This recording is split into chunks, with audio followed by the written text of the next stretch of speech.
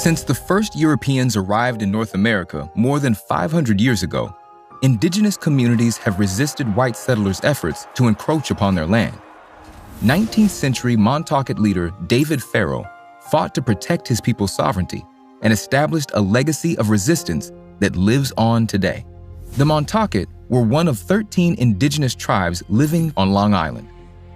When English and Dutch settlers vied for control of the island in the 1660s, Montaukett leader Quashwam, a wily political tactician, played the English and Dutch off one another to secure Montaukett land rights that lasted hundreds of years.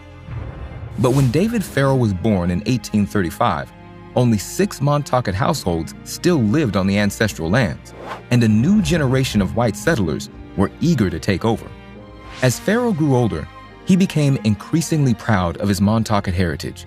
He named most of his children after famous indigenous leaders, like Pocahontas. In 1870, he was chosen to be the leader of the Montaukett people. Pharaoh petitioned the state of New York to officially incorporate the Montaukett so it would be easier to fight for their rights collectively, and sued a group of settlers known as the Trustees of Montauk for cutting down trees on their land. If the case was decided in his favor, it would affirm Montaukett land rights and protect the community from further encroachment. The following year, at the June meeting, a religious ceremony that blended indigenous and Christian rituals into a celebration of spring, Pharaoh prayed that Montaukett lands would be restored and protected for good. He ensured that the event was widely reported by the press, raising awareness of the plight and persistence of the Montaukett people. But New York's powerful elite refused to incorporate the Montaukett community, and Pharaoh lost his case against the trustees of Montauk.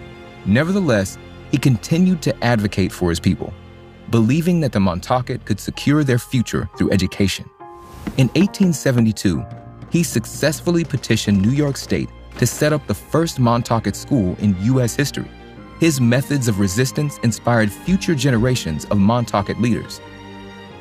How do indigenous communities assert their rights in the United States today?